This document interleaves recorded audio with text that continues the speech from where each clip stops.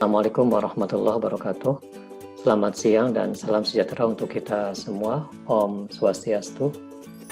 Kita berjumpa kembali dalam pertemuan kedua perkuliahan PJJ, perkuliahan jarak jauh kita. Pada hari ini kita akan membahas tentang pengumpulan data dan pengolahannya. Semua bahan yang kita gunakan pada pembelajaran pada siang hari ini sudah saya upload di Google Classroom. Silakan di-download. Yang pertama ada bahan diktat metode statistik 1. Mudah-mudahan semua sudah pada nge-download ya. Yang kedua ada paparan PowerPoint. Kemudian yang ketiga ada data-data pendukung yang akan digunakan untuk tugas, untuk latihan yang akan dikumpulkan paling lambat hari Selasa minggu depan. Tugas kali ini tidak sama seperti minggu lalu yang lebih banyak pilihan ganda. Tugas kali ini lebih banyak mengeksplor pengetahuan adik-adik semua dari apa yang diajarkan pada siang hari ini. Baik, minggu lalu kita telah belajar konsep dasar statistika. Mudah-mudahan masih pada ingat ya. Minggu lalu kita belajar tentang apa pengertian data, kemudian jenis-jenis data. Kita juga belajar statistik dalam arti sempit dan dalam arti luas. Kita juga sudah menyinggung sebagian materi pada pertemuan kedua ini. Kita mengenal jenis-jenis variabel, kemudian skala pengukuran. Mudah-mudahan adik-adik semua tidak lupa dengan apa yang sudah kita pelajari minggu lalu. Mudah-mudahan pada ingat semua karena hasil pelatihannya sudah saya upload juga. Kita akan belajar tentang pengumpulan dan pengolahan data. Lagi-lagi minggu lalu sudah dikenalkan data itu apa, baik dari kamus Webster ya, bahwa data itu sesuatu yang diketahui atau sesuatu yang dianggap atau diduga. Kemudian di Undang-Undang Statistik, data diartikan sebagai data yang berupa angka kalau di Undang-Undang Statistik. Tapi di di Perpres nomor 39 tahun 2019 tentang satu data, pengertian datanya semakin luas ya. Kali ini adik-adik semua akan diajarkan tentang data, karakteristiknya seperti apa, bagaimana cara mengumpulkannya, tipe data, skala pengukuran data, dan pengolahan data. Jadi sebagian materi pada pertemuan 2 ini sebenarnya sudah banyak disinggung di pertemuan 1 kemarin. Harapan saya pengolahannya bisa, latihannya bisa lebih cepat sebenarnya. Saya berangkat dari sini dulu. Kalau melihat dari paparan ya di slide dilihat bahwa yang ditunjukkan di sana ternyata data merupakan step atau tahap awal dari pembentukan pengetahuan. Tanpa data kita tidak bisa memperoleh pengetahuan baru dan nantinya pengetahuan itu akan dimanfaatkan berupa wisdom, kebijaksanaan, atau berupa policy, berupa kebijakan. Karena itu, kebijakan pemerintah yang berbasis pada pengetahuan yang dibangun dari data itu akan jauh lebih berdaya guna, tepat guna ya, ketimbang kebijakan yang tidak didasarkan pada data. Karena itu, adik-adik semua harus betul-betul mempelajari data ini. Kenapa? Karena ini pemanfaatannya akan sangat luas. Data yang kita peroleh itu nanti bisa diolah, dikelola sehingga menjadi informasi. Nah, informasi ini diolah, dikelola akan menjadi pengetahuan. Dan pengetahuan ini akan menjadi sumber wisdom dan policy. Di situ pentingnya data digunakan atau dimanfaatkan. Saya akan menyampaikan beberapa tingkatan informasi yang diperoleh dari data. Kalau dilihat di situ, tingkatan informasi yang paling rendah tadi adalah data, yaitu nilai karakteristik dari individu seperti umur, jenis kelamin, dan pendidikan. Nah, data yang diolah itu ikhtisar datanya akan berubah menjadi statistik. Ingat bahwa di minggu lalu statistik dalam pengertian keilmuan itu ditulisnya statistika, tapi statistik tanpa A dia bermakna data berupa angka, atau statistik juga diterjemahkan diartikan sebagai karakteristik dari sampel. Data dan statistik itu belum menunjukkan sesuatu. Kalau ini dikelola, diolah lebih lanjut, dia akan berubah menjadi indikator. Indikator ini yang bisa dijadikan untuk mengukur, mengetahui situasi dan posisi atas permasalahan yang tengah dihadapi. Adik-adik akan belajar nantinya indikator-indikator apa yang dihasilkan di BPS yang digunakan untuk mengidentifikasi suatu permasalahan. Contoh sederhana indikator itu misalkan persentase penduduk miskin. Persentase penduduk miskin, kenapa dia disebut indikator? Karena angka persentase penduduk miskin menggambarkan suatu permasalahan. Kalau persentase penduduk miskinnya besar atau tinggi di suatu wilayah, hal itu menggambarkan problem kemiskinan yang tinggi di wilayah itu. Jadi saya ulang, tingkatan informasi di sini dikaitkan dengan pengelolaan data. Yang paling rendah adalah data yang diolah berubah menjadi statistik yang menginformasikan permasalahan tertentu atau indikator tertentu, kita sebut sebagai indikator. Itu tingkatan yang paling tinggi. Ini semua data, statistik, indikator tidak akan bermakna banyak kalau adik-adik sekalian tidak bisa mengubah menjadi informasi yang berharga, yang tadi dikaitkan bahwa informasi ini akan menjadi sumber bagi pengetahuan. Salah satu mantan Deputi Statistik Sosial, Pak Josairi Hasbullah, mengatakan bahwa orang-orang yang bekerja di Badan Pusat Statistik atau di BPS itu adalah orang-orang yang bekerja di pabriknya pengetahuan, the factory of knowledge. Kenapa? Karena kita memproduksi data. Dari data ini dikelola menjadi informasi, informasi diubah menjadi pengetahuan. Sehingga begitu pentingnya data yang kita kelola, karena itu kita harus berupaya sekuat tenaga untuk menghasilkan data yang berkualitas. Barangkali masih ingat di pelajaran minggu lalu, data yang berkualitas itu ada dua, yaitu bisa diandalkan dan dapat dimanfaatkan. Masih ingat? Masih, Pak. Coba, Masih, Pak. Wesley hadir? Hadir, Pak. Oke. Wesley, data yang bisa diandalkan itu seperti apa? Data yang dapat diandalkan itu adalah data yang bersifat objektif, Terus? representatif, dan juga kecil kesalahan sampling. Oke, good. Selanjutnya, Wesley mau nunjuk siapa? Silahkan sebut teman kamu. Sophie, Pak. Ya, silakan Sophie. Data yang bisa dimanfaatkan itu memenuhi persyaratan seperti apa? Data yang tepat waktu dan relevan, Pak. Arti relevan apa? Relevan, berarti saat data itu dikeluarkan, itu masih bisa digunakan untuk menjawab permasalahan tersebut. Oke, good ya. Jadi seperti itu. Karena kita bekerja memproduksi data, maka tidak salah kalau Bapak Josairi Hasbullah menyebutnya kita bekerja di pabrik pengetahuan. Selanjut, kembali ke model proses bisnis statistik secara umum. Kali ini kita belajar tentang collect and process, tentang pengumpulan data dan pengolahan data. Di sini teman-teman bisa lihat di sana, pengumpulan data itu prosesnya nggak ujuk-ujuk data langsung dikumpulkan begitu. Tapi ada 3 proses sebelumnya, mulai dari penentuan kebutuhan, pengetahuan seperti apa yang mau kita kumpulkan, bagaimana mendesain cara pengumpulan datanya, bagaimana membangun instrumen pengumpulan datanya, komponen apa saja yang harus kita siapkan, dan kapan kita menguji coba instrumen itu. Setelah 3 tahap ini siap, baru kita beranjak ke pengumpulan data. Jadi, walaupun materi hari ini bertema tentang pengumpulan data dan pengolahan data, tapi jangan lupa teman-teman bahwa sebelum sampai ke tahapan pengumpulan data, ada loh 3 tahap sebelumnya yang harus dilalui. Specify needs, design, and build. Itu siap baru pengumpulan gitu ya. Tapi saya tidak membahas yang 3 tahap sebelum tahap pengumpulan, karena materi hari ini difokuskan kepada pengumpulan data dan pengolahan datanya. Sekarang kita lihat, di proses pengumpulan data ada tahap yang namanya penyiapan kerangka sampel. Yang dimaksud sampel apa? Sampel adalah sebagian dari populasi yang diambil untuk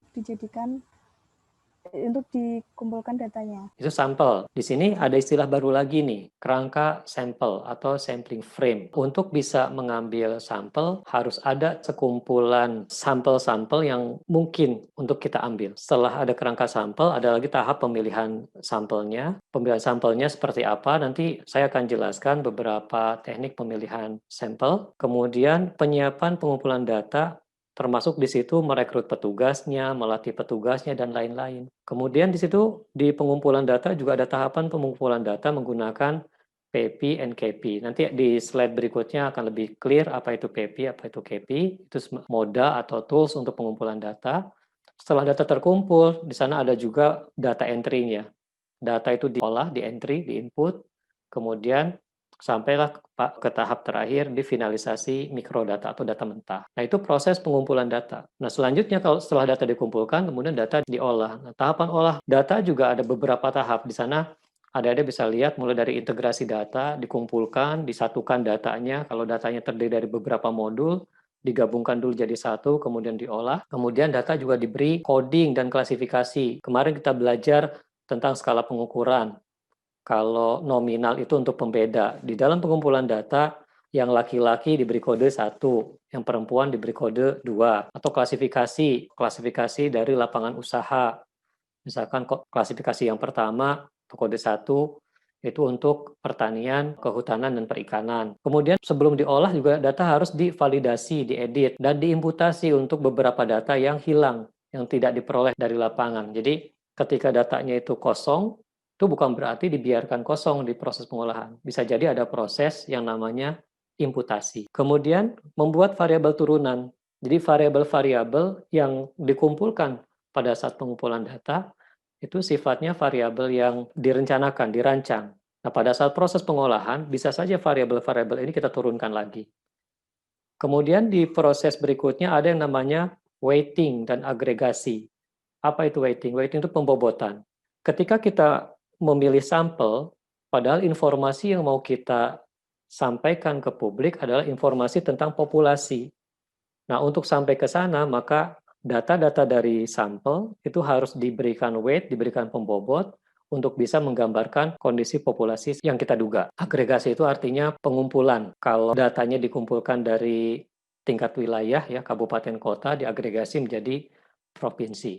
Nah, terakhir ada tahapan finalisasi mikrodata untuk proses selanjutnya. Nah, inilah tahapan-tahapan pengumpulan data dan pengolahan data menurut model proses bisnis statistik secara umum yang diadop di Badan Pusat Statistik. Kalau adik-adik tertarik dengan generic statistical business process model ini, silakan googling aja di search engine, ada banyak pembahasan tentang GSB PM ini. Selanjutnya, untuk mereview aja karena kita membahas tentang data. Data menurut Kamus Webster, kemudian menurut Undang-Undang Statistik, menurut Perpres 1 Data Indonesia nomor 39 tahun 2019. Kemudian minggu lalu juga kita belajar ini ya, pengelompokan data. Data dibagi menurut sifatnya, menurut sumbernya, menurut cara memperolehnya, kemudian menurut waktu pengumpulannya. Saya akan membahas lebih lanjut terkait dengan variabel. Variabel, karakteristik spesifik dari unit pengamatan yang bisa berubah dari suatu pengamatan ke pengamatan lainnya. Atau bahkan bisa berubah untuk suatu unit pengamatan dari waktu ke waktu. Tadi disinggung bahwa variabel ini dari to vary, artinya berubah, dan to be able,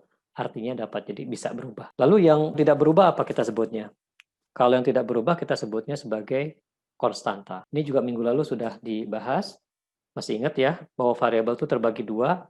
Ada yang variabel discrete, ada yang variabel continue.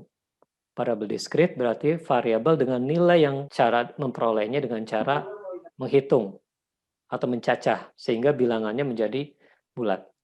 Oh ya, saya berikan contoh lagi, contoh variabel discrete.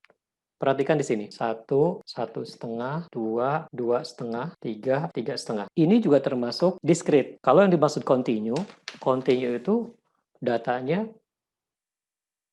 dia nggak patah-patah. Sepanjang garis ini itu angkanya. Karena itu variabel continue adalah variabel yang nilainya diperoleh dari hasil pengukuran. Dan angkanya itu tidak terpatah-patah seperti ini. Kalau ini kan fix, 1, 1,5, 2, 2,5, 3, 3,5, dan seterusnya. Penting banget ketika kita merancang suatu penelitian, kita harus jelas betul mendefinisikan elemen, karakteristik, dan variabel yang kita teliti. Saya ulang bahwa elemen adalah unit terkecil dari objek penelitian. Nah, di contoh ini penelitiannya tentang penduduk. Karena itu elemennya adalah berupa jiwa, berupa orang. Di situ ada namanya, mengindikasikan bahwa elemennya adalah orang. Elemen ini bisa juga rumah tangga, bisa juga benda, bisa juga perusahaan. Intinya bahwa elemen ini adalah unit terkecil dari objek penelitian. Kalau misalkan saya meneliti pengeluaran mahasiswa STIS kelas 1 ST7 khusus untuk pengeluaran entertainment. Elemennya apa? Siapa yang mau berpendapat? Saya Pak, Yusa, izin siapa? berpendapat Pak. Silakan. Yusa ya? Iya Pak. Oke, Kalau silakan, menurut Yusa. saya, Ah, elemen unit terkecilnya adalah nama mahasiswa kelas ST1 ST7 Pak. Oke, good. Oke, sekarang saya lihat ada Nabila.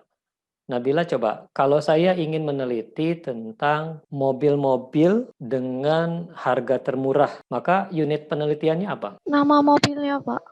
Nama Jenis mobilnya. atau nama mobilnya? Oke, sekarang kalau saya ingin mengetahui perusahaan-perusahaan mana yang memberikan perlindungan asuransi ketenagakerjaan, kira-kira elemennya apa? Nama perusahaannya.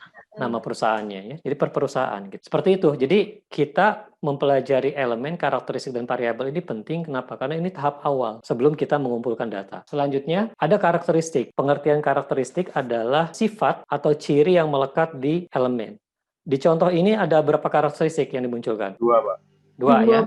Yaitu umur dan jenis kelamin. Coba ada Ragil Novia. Sebutkan contoh karakteristik kalau kita ingin meneliti tentang mobil-mobil dengan harga rendah, low cost. Berarti karakteristiknya dari harganya, Pak?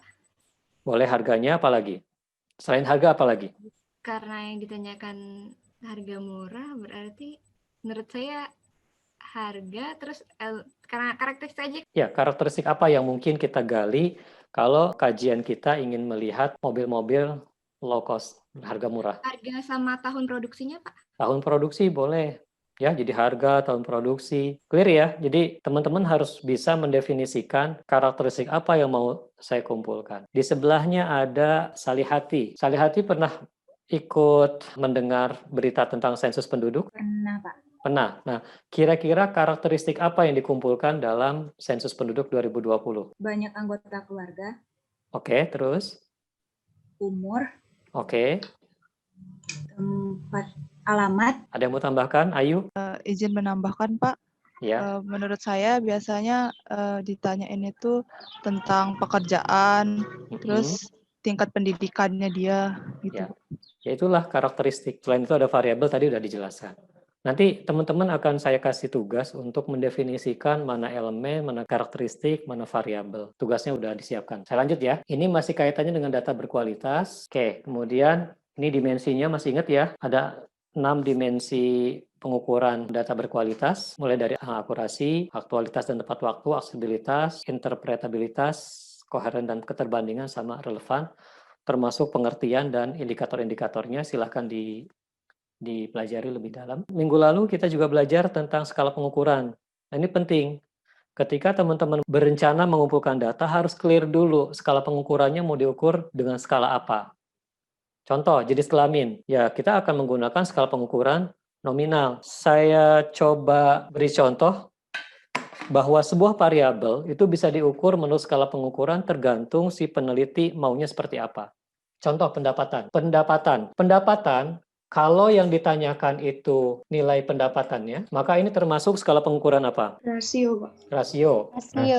Oke, tapi kalau saya kumpulkan pendapatannya dalam bentuk begini. 1 kurang dari 1 juta. 2, 1 juta sampai 5 juta. 3, lebih dari 5 juta. Kalau modelnya seperti ini, maka skalanya termasuk apa? Interval.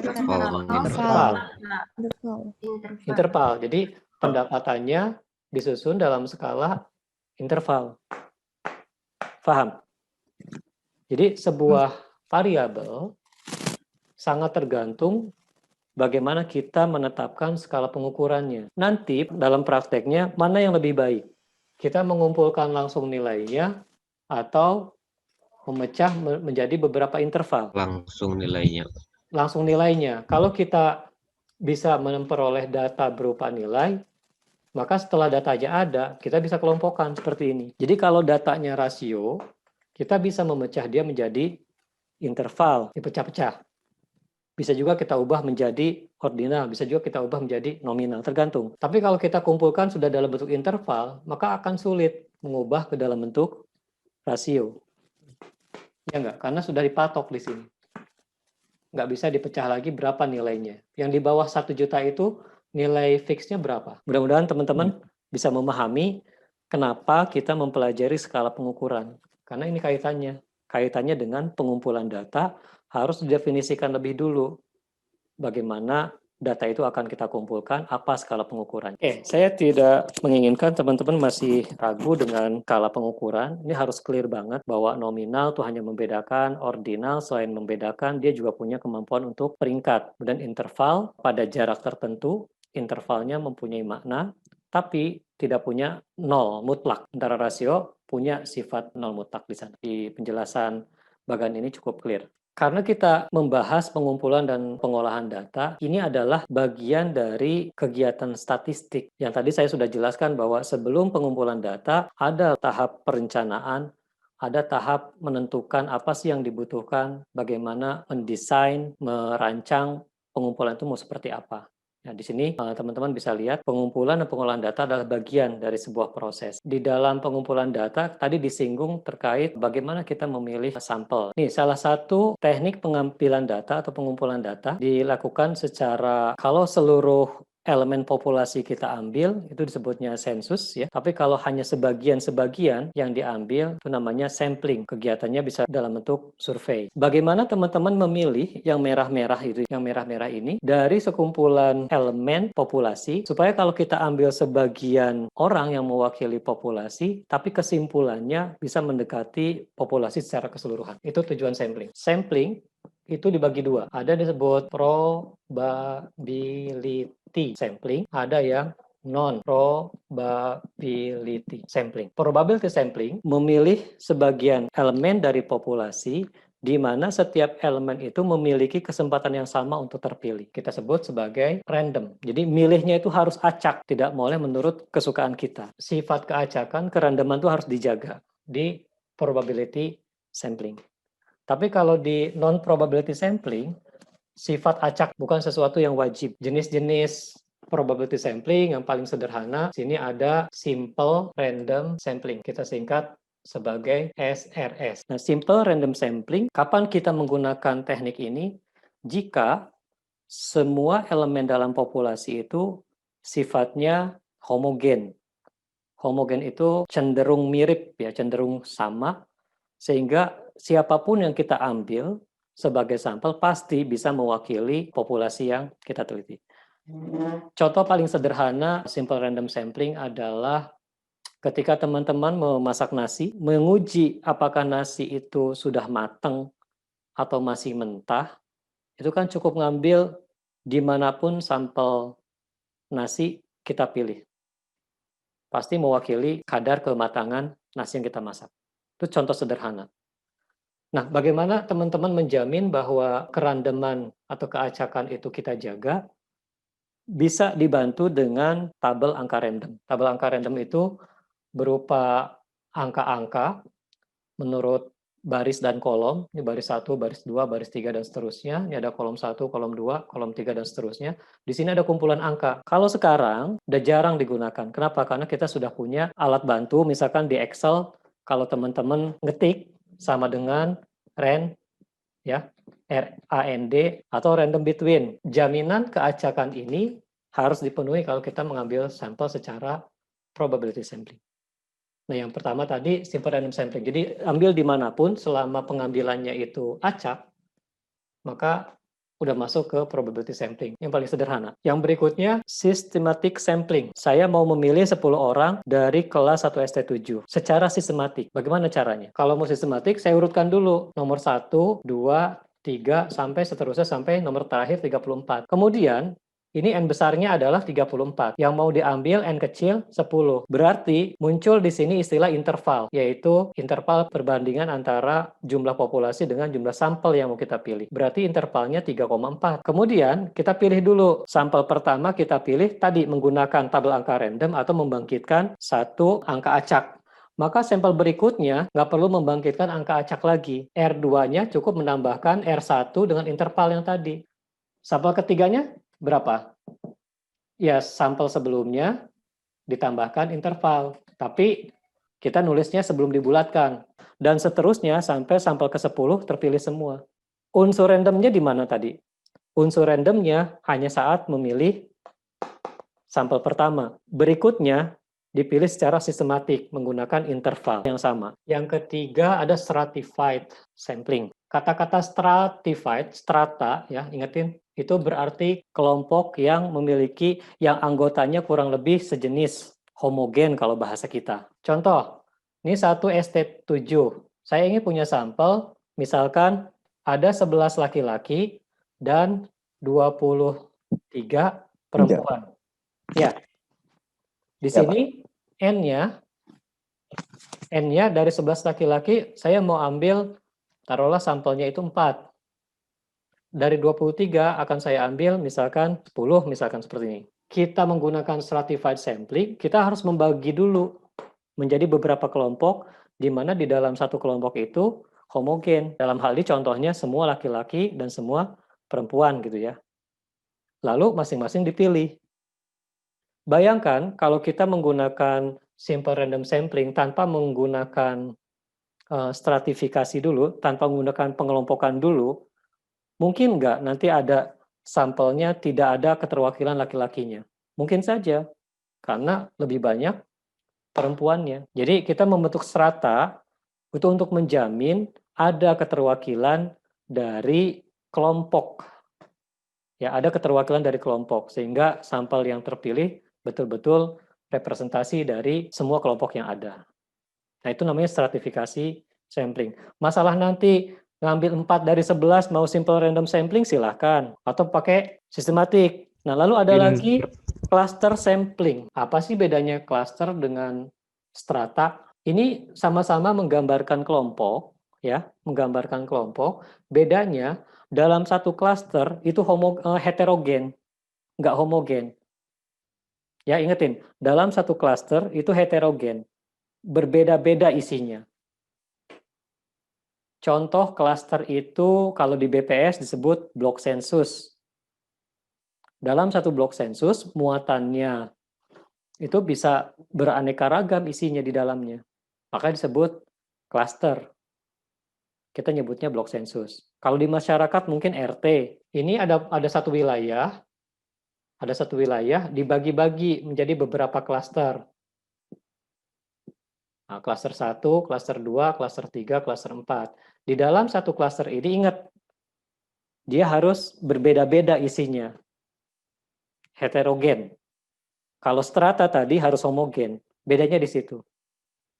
Kemudian dari sini kita ambil keseluruhannya. Misalkan klaster 1 dan klaster 4 yang terpilih sebagai sampelnya. Bisa seperti itu modelnya. Ya. Itu cluster sampling. Terus ada juga namanya disebut multi-stage. Multi-stage sampling. Ini sampel beberapa tahap. Tahap pertama milih apa? Tahap kedua milih apa? Tahap ketiga milih apa? Contoh di Susenas. Tahap pertama memilih blok sensus. Kemudian tahap keduanya memilih rumah tangga. Jadi di dalam blok sensus kita pilih lagi rumah tangganya. Berarti ada 2 tahap. Materi tentang sampling ini akan ada pelajaran khusus. Ya, namanya MPC, metode penarikan contoh. Nggak tahu udah belajar apa belum di tingkat 1. Kalau enggak nanti tingkat 2. Ya, isinya tentang teknik-teknik pengambilan sampel. Ya, apakah kita menggunakan yang sederhana, simple random sampling, atau menggunakan sistematik, atau strata, atau gabungan beberapa tahap, dan seterusnya. Nanti di tugas saya, teman-teman akan saya minta mereview teknik pengambilan sampelnya Susenas. Sudah saya tempelkan buku pedoman pimpinan untuk Susenas September 2020. Di dalamnya ada metodologi Susenas. Nanti dibahas teknik-teknik pengambilan sampelnya seperti apa. Silakan teman-teman review, hasilnya di-upload di Google Classroom. Yang tadi saya bahas semua probability sampling. Nah, yang kedua yang non-probability sampling, contohnya purposive sama convenience. Ya. Intinya, kita tidak mempertimbangkan kesempatan orang untuk terpilih, kesempatan suatu elemen untuk terpilih sebagai sampel. Nah, selanjutnya, teman-teman di sini, saya juga sudah singgung di minggu lalu bahwa pengumpulan data itu ada sensus, ada survei. Di ditambah lagi catatan administrasi, barangkali teman-teman kalau ngurus KTP kemana ke Dukcapil, ya. Di Dukcapil itu pengumpulan datanya adalah register catatan administrasi dari Pak RT lapor ke kelurahan, kecamatan, kemudian dihimpun di Dukcapil.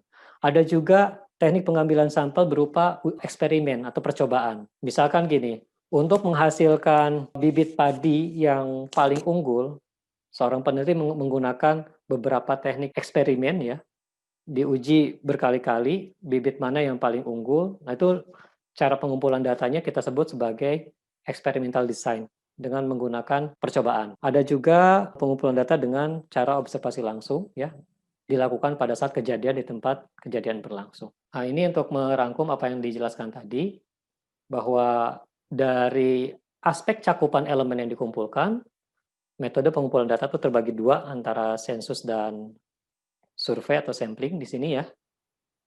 Nah, kalau kita memilih sensus, harap diingat bahwa sensus itu biayanya sangat besar, petugasnya juga sangat banyak atau masif, waktu penyelenggaraannya lama, dan variabel yang dikumpulkan itu terbatas.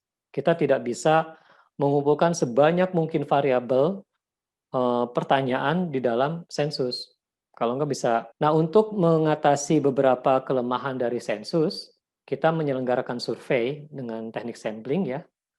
Nah, dengan survei ini kita memilih sebagian dari elemen yang ada di populasi, tapi hasilnya bisa menggambarkan secara keseluruhan.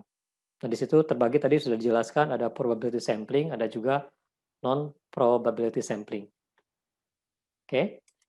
Nah, dari sisi teknik perolehan datanya, metode pengumpulan data ini bisa kita bagi, yang pertama wawancara.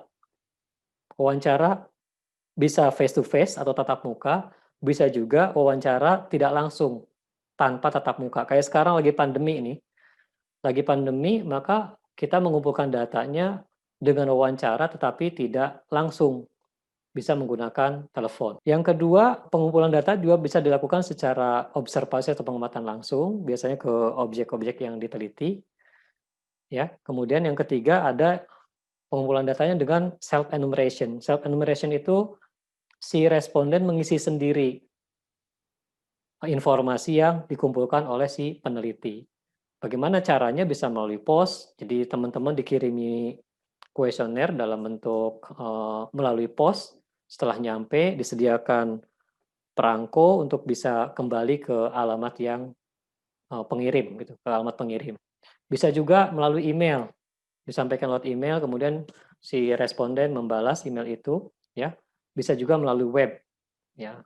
Kita sediakan web, sediakan link, kemudian masing-masing mengisi sendiri.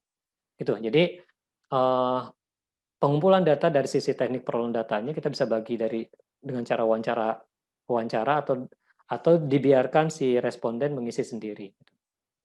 Ya, atau yang ketiga kita amati langsung tanpa ada proses wawancara. Oke. Nah, dari jenis media atau moda yang digunakan untuk pengumpulan data, kita mengenal 4 jenis moda pengumpulan data. Ya, yang pertama adalah paper and pencil interviewing, kita singkat dengan PEPI. Gampangnya, si pengumpul data membawa kertas dan pensil, ya, kemudian dia mengumpulkan informasi dari responden. Tekniknya bisa dengan wawancara atau pengamatan langsung. Ya. Kemudian yang kedua, computer assisted personal interviewing, itu disebut CAPI. Si pewawancara atau si pengumpul informasi, pengumpul data tidak lagi membawa kuesioner, tapi cukup membawa gadget, ya. Di situ sudah ada daftar pertanyaan yang harus ditanyakan. Nah, kemudian proses wawancara atau pengamatan dilakukan. Nah, apa kelemahan kita menggunakan paper and pencil interviewing? Karena kita mengumpulkan datanya melalui kertas, maka proses selanjutnya untuk pengolahan data harus melalui tahapan entry, input data. Berarti kan ada satu unit kerja lagi yang dibutuhkan setelah data itu dikumpulkan, ya. Di BPS, yang survei yang masih menggunakan paper and pencil interviewing ini adalah ada Survei Sosial Ekonomi Nasional Susenas, ada Sakernas, ya. Sensus penduduk di beberapa wilayah juga menggunakan PEPI, ya, kayak di Papua Barat, di Sulawesi Barat, sebagian di Sumatera Utara, masih ada yang mengumpulkan sensus penduduk dengan menggunakan kuesioner atau kertas yang berisi daftar pertanyaan. Jadi PEPI ini membutuhkan proses lebih lanjut untuk mengubah data dari yang terkumpul lewat kertas tadi berubah menjadi data yang terolah. Nah, sementara KPI, ya, Computer Assisted Personal Interviewing, si pewawancara memperoleh informasi dari responden dan hasilnya langsung diinput ke satu media, sehingga proses pengolahan input datanya itu tidak lagi dilakukan secara terpisah, tapi langsung dilaksanakan pada saat proses wawancara, proses pengumpulan data berlangsung. Nah, itu KPI. Jadi KPI itu dia basisnya komputer, bisa berupa laptop, bisa berupa desktop, atau berupa gadget, HP, smartphone yang digunakan untuk pengumpulan data. Nah, mode yang ketiga disebut Computer Assisted Web Interviewing. Kalau di sini, kalau tadi KPI, dia berbasis aplikasi yang disuntik, diinput ke gadget. Kalau yang KEWI atau CAWI, ya, Computer Assisted Web Interviewing, pertanyaannya itu sudah ditaruh di dalam bentuk web, kemudian si responden bisa mengakses, atau si pewawancara bisa mengakses web tersebut, baik melalui laptop, gadget, atau desktop, ya, tapi sarananya sudah berupa web, gitu. Nah, terakhir, Computer Assisted Telephone Interviewing itu adalah moda pengumpulan data yang menggunakan telepon. Barangkali teman-teman ada yang dihubungi dari bank atau dari provider menawarkan sesuatu melalui telepon, itu bagian dari Computer Assisted Telephone Interviewing atau CATI. Nah, setelah data dikumpulkan, maka tahap berikutnya adalah tahap proses pengolahan data. Nah, di sini kenapa data harus diolah? Ya, tadi tujuan kita belajar statistik adalah kita ingin memperoleh gambaran ringkasan dari data yang kita kumpulkan. Ya, dari situ setelah data diolah, nanti bisa diubah menjadi informasi ini nanti akan digunakan sebagai dasar untuk pengetahuan baru. Ya, nah di tahapan pengolahan data tujuannya adalah mengubah data survei dari keadaan mentah, ya, sebagai output dari pengumpulan data menjadi data clean and corrected yang dapat digunakan dalam analisis presentasi dan diseminasi. Jadi teman-teman bayangkan bahwa data yang kita kumpulkan dari responden, dari lapangan, itu tidak langsung clean.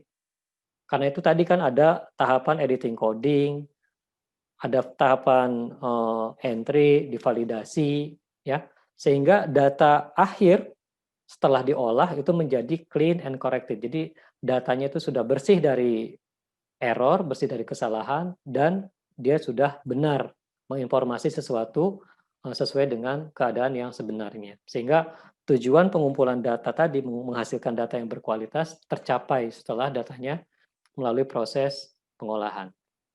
Oke. Nah, di sini saya kembali bahwa dalam proses pengolahan data itu bisa dilakukan secara manual maupun secara elektronik. Kalau yang pengolahan data secara manual, teman-teman masih ingat waktu Pilpres dengan tally, misalkan Bapak Joko Widodo 1, Prabowo 1, Joko Widodo 1 lagi, Joko Widodo 1 lagi gitu, ya. Nah, itu proses pengolahan data secara manual melalui manual tally dibentuk ya, ingat di pilkada seperti ini, 1 1 1 1 1 1 ini udah 5 gitu, ya. Nah, ini juga bagian dari proses pengolahan data tapi yang dilakukan secara manual. Kalau secara elektronik kita menggunakan alat bantu komputer, ya, untuk mengolah ini semua. Nah, di dalam rangkaian pengolahan data tadi saya sudah jelaskan di awal bahwa ada tahapan pengumpulan data, ya, data diintegrasikan, kemudian diberi kode dan klasifikasi, divalidasi, kalau ada yang kurang diimputasi, kemudian diberikan bobot, ya, akhirnya data mentahnya siap digunakan untuk proses selanjutnya. Nah, kurang lebih itu yang bisa disampaikan di materi pertemuan 2 ini. Teman-teman silakan baca buku J. Supranto. Di sana disinggung salah satunya adalah mengenai bagaimana menyusun daftar pertanyaan untuk pengumpulan data dalam bentuk kuesioner. Nah, di sana kuesioner itu isinya adalah daftar pertanyaan yang akan diajukan kepada responden untuk dikumpulkan informasinya. Nah, pertanyaan di dalam kuesioner itu ada 2 kemungkinan. Yang pertama, pertanyaan sifatnya terbuka dan tertutup. Contoh yang tertutup, apa jenis kelamin Anda? 1 laki-laki, 2 perempuan. Kita tutup kemungkinan jawabannya. Di negara lain mungkin ditambahkan nomor 3. Ya, nomor 3 itu yang LGBT ditambahkan 1 kode lagi. Tapi di Indonesia hanya 2, laki-laki, perempuan. Tapi kalau pertanyaan terbuka, apa jenis kelamin Anda? Nggak dikasih pilihan jawabannya, cuma dititik-titik aja. Nanti si responden mengisi. Teman-teman, ada kisah menarik dari penyelenggaraan sensus penduduk kita, ya. Beberapa kuesioner yang dibagikan kepada masyarakat ada pertanyaan dalam bentuk terbuka, ya. Nah, ini untuk pelajaran buat kita bagaimana bahwa rancangan suatu kegiatan pengumpulan data itu tidak bisa diubah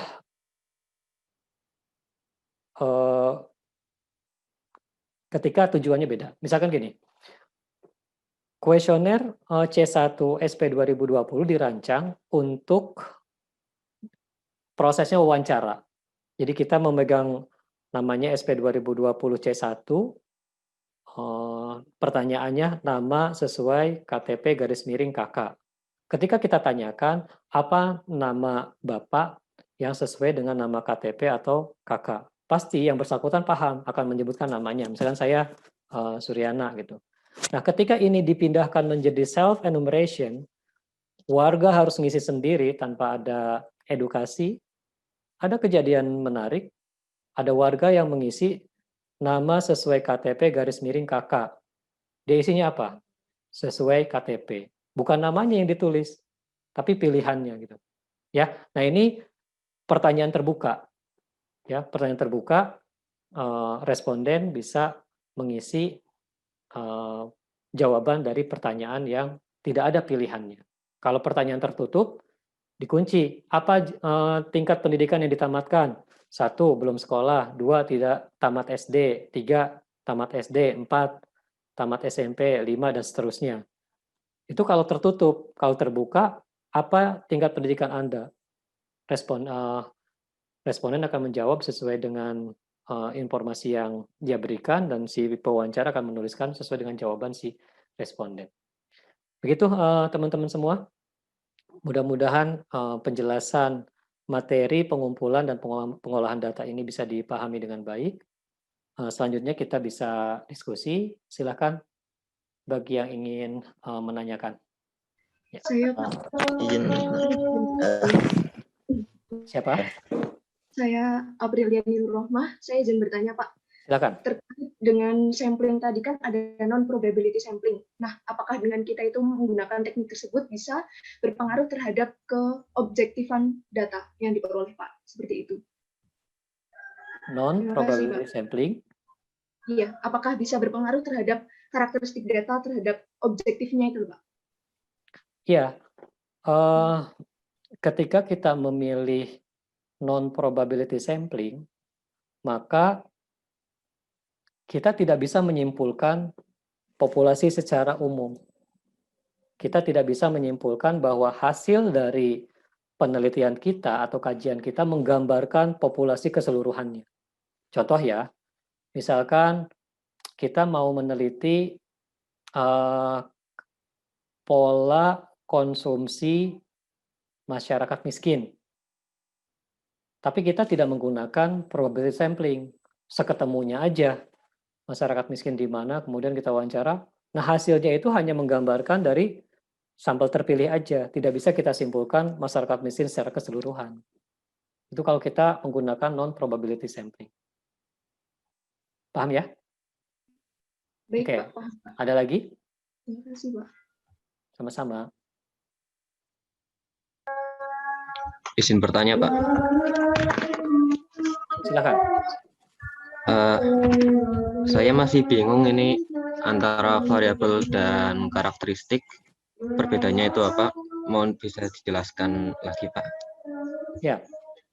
Ketika kita bicara karakteristik ini nantinya dinyatakan dalam bentuk variabel-variabel. Ya. Jadi ketika kita bicara karakteristik penduduk menurut karakteristik penduduk menurut, nah ketika setelah menurut itu pasti yang disebutkan adalah variabelnya. Menurut jenis kelamin, menurut umurnya, menurut tingkat pendidikannya. Paham nggak? Jadi karakteristik ini lebih kepada sifat-sifat tadi, sifat-sifat yang melekat dari elemen yang kita teliti. Dari sisi umurnya seperti apa, dari sisi tingkat pendidikannya seperti apa, dari sisi pekerjaannya seperti apa. Gitu, Mas siapa namanya? Puput Budi Haji, Pak. Mas Puput ya. Oke, gitu Mas Puput ya. Iya. Jadi jangan bingung, Iya. karakteristik dulu, baru di dalamnya ada variabel-variabel. Baik, Pak. Terima kasih, Pak. Sama-sama. Pak, mohon izin bertanya. Siapa Nama namanya? saya Pamelina Alisa. Oke. Saya mau bertanya, Pak. Tadi saya kurang jelas sama yang jenis media melalui CATI, Computer Assisted Telephone Interviewing. Dan saya minta tolong kasih contoh buat yang proses weighting dan agregasi itu, Pak. Terima kasih. Oke. Tunggu dulu ya, lagi azan. Sambil saya biar bisa minum dulu ya. Boleh kan ya? Boleh, Pak. Oke, saya minum dulu. Boleh, Pak.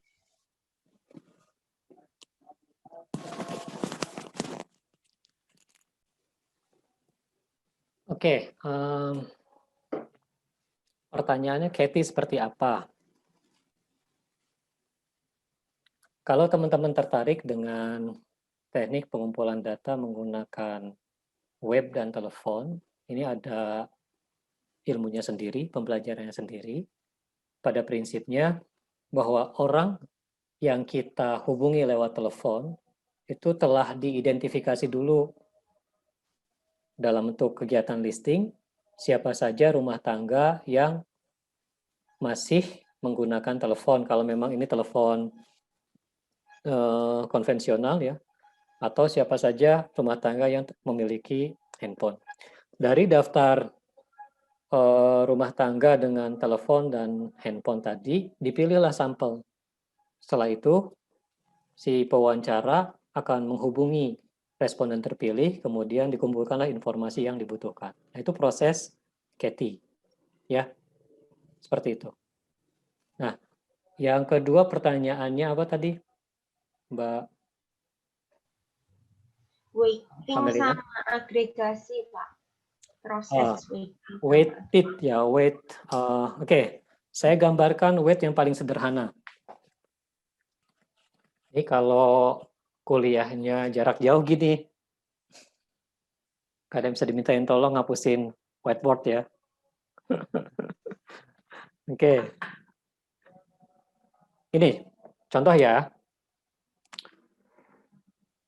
Ini satu wilayah.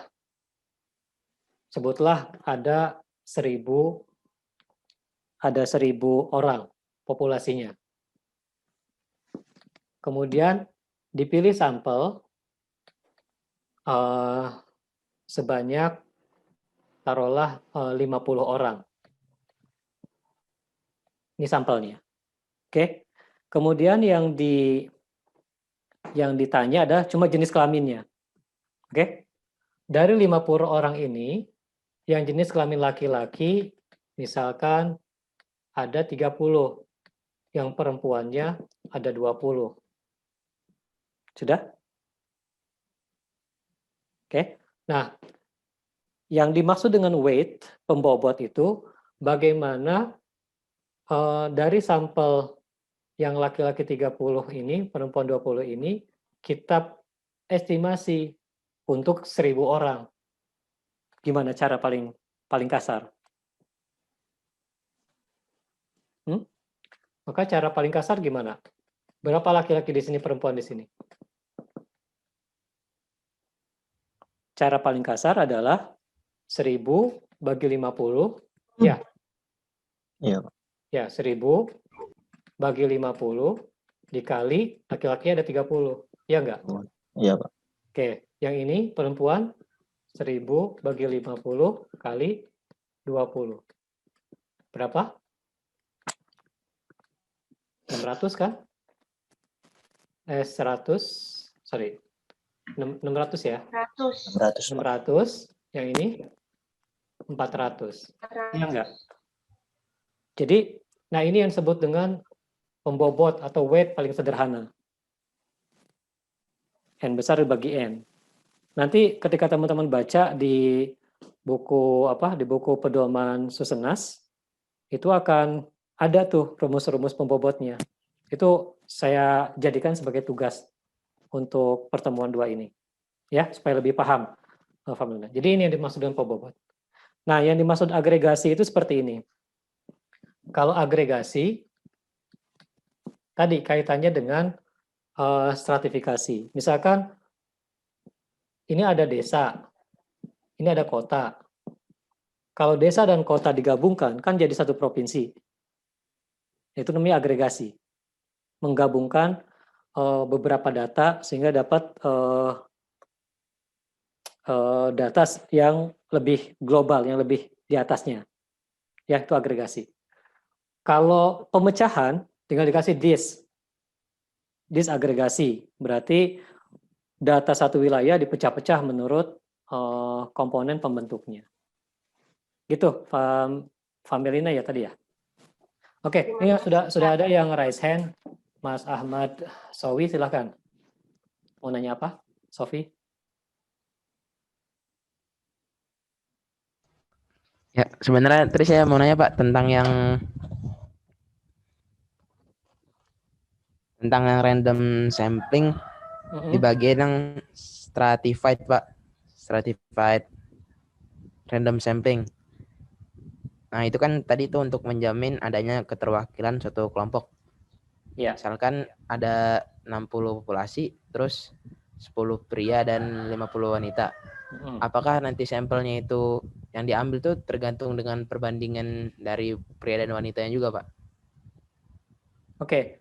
Nah, nanti kalau di pembahasan lebih lanjut, ada yang namanya proporsional samplingnya. Jadi, sampel terpilih sesuai dengan populasi dari subkelompoknya. Berarti proporsional. Ya. Untuk pelajaran ini nanti akan banyak dibahas teknik sampling ya. Jadi yang Sofi tanyakan tadi, Mas Ahmad Sofi tanyakan tadi, bisa proporsional menurut jumlah subpopulasinya, bisa juga enggak. Ada yang disebut dengan PPS, proportional probability to size. Jadi sampel terpilih sesuai dengan peluang size yang digunakan atau ukuran yang digunakan. Nanti ada pembelajaran sendiri, Mas Sofi, untuk pemilihan sampel yang lebih detail. Oke, lanjut, Mas Andriansyah. Izin tanya Pak, tadi saya mau yang masalah variabel discrete Pak. Tadi Bapak bilang kan kalau kemarin kan kita belajarnya variabel discrete itu kan yang hitungan angka, yang angka bulat gitu Pak. Sedangkan tadi jelas lagi bahwasanya variabel discrete itu bisa 1, 1,5, 2, 2,5 gitu. Yang hitungan setengah itu contohnya gimana Pak? Kok bisa ada yang setengah gitu? Ada penghitungan di mana, misalkan contoh kasusnya apa ya? Yang memang satuannya sudah dipecah-pecah menjadi setengah gitu Mas. Ya, contoh misalkan pembagian kurban, kiloannya itu cuma ada 1 kilo sama setengah kilo. Ya, ketika kita ngambil satu satuan yang 1 kilo, satu satuan setengah kilo, udah pasti 1,5 tuh. Iya. Paham? Iya. Ketika ngambil 2, ya 2 satuan 1 kilo, setengah satuan yang hanya 1, jadi 2,5 gitu. Nah itu kita sebutnya diskrit, nggak kontinu. Beda kalau timbangan kurban ini langsung ditumpuk, kemudian diukur. Nanti hasilnya akan 1,75, 1,60, 1,4. Paham nggak? Paham, Pak. Kalau jadi- misalnya Pak, Ya, kalau misalnya ukurannya 1,25 Pak, itu kan angka cantik juga, Pak. Nggak bisa ya? boleh selama itu sudah dijadikan satuan pengukuran. Ya Pak. Ya. Paham nggak? Paham Pak, paham masuk. Ya, jadi setengah ini atau seperempat ini sudah dijadikan satuan pengukuran. Bulat dia, ya, menjadi diskrit. Dia akan menjadi kontinu kalau tidak menjadi satuan pengukuran. Sehingga hasilnya bisa tingkat ketelitiannya bisa lebih dari setengah, bisa lebih dari seperempat gitu. Gitu, Mas Andriansyah. Iya Pak.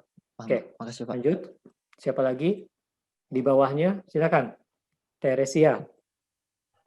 Ya, izin bertanya Pak. Saya masih bingung yang systematic sampling.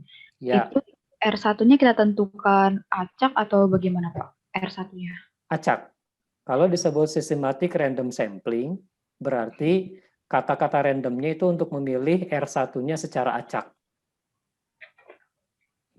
Kemudian Ya, boleh menggunakan tabel angka random, boleh menggunakan bantuan generate, ya, angka acak yang di-generate oleh sistem. Oh. Misalnya kita ngambilnya angka tadi kan itu ya Pak, siswa di 1 ST7. Misalnya kita ambil R1-nya tuh 32 nih Pak, misalnya kita pengen 32. Nah, kemudian kan tadi intervalnya itu 3,4. Nah, kalau ditambahkan jadi 35,6, berarti itu jadi 2. Kita ambil keurutan kedua, begitu Pak. Boleh tidak Pak seperti itu? Oke, coba perhatikan sini ya. Saya akan praktekkan langsung dengan Excel, supaya teman-teman clear. Oke, coba perhatikan. Kelas 1 ST jumlah mahasiswa kelas 1 ST7. ST7. Berapa semuanya? 34 kan ya? Iya, Pak. 34. Udah. Sampel yang diambil misalkan 10. Ya. Oke. Nah, interval supaya dia sistematik, supaya teratur, kita punya interval 34 dibagi 10. Dapatlah 3,4. Ya. Nah, kata-kata random itu untuk memilih sampel pertama. Sampel pertama. Pertama, saya simbolkan R1. Ya. Nah, di sini kita main. Bahwa sampel pertama terpilih itu nilainya harus antara 1 sampai 3. Nggak boleh lebih. Jadi pilihannya cuma 1, 2, atau 3. Tadi saya keliru ya menjelaskan tentang ininya. Tentang pengambilan sampel pertamanya. Nah, saya kasih perintah begini. Ran, itu ada ran between. Teman-teman lihat semua? Ya, ran between. Oke, ran between 1, paling rendah 1, paling tinggi 3. Karena intervalnya cuma 1 sampai 3. Bagaimana kalau lebih dari 3? Nanti akan kelewat ininya. Nomor terakhirnya akan terlewat dari 34. Ya. Nanti kita lihat, kita praktekkan. Oh, sorry, di sini pakainya titik koma. Teman-teman perhatikan ininya. Oh, dapat R1-nya 1. Ya. Ini 1 ini bukan saya yang mau, tapi saya perintahkan sistem untuk membangkitkan angka acak dari 1 sampai 3. Paham? Oke, ada juga yang menggunakan begini. Angka randomnya dimunculkan dulu. Kalau ini cuma pakai gini, ran. Nah, ini angka randomnya dimunculkan dulu, maka pada saat R1-nya tinggal dikali. Nah, ini harus dikunci karena setiap kita ngetik pasti berubah-berubah. Oke. Saya kunci nih, udah 0,5847 ya. R1-nya adalah angka random dikalikan interval. Nah, di sini berarti sampel terpilih pertama adalah 2.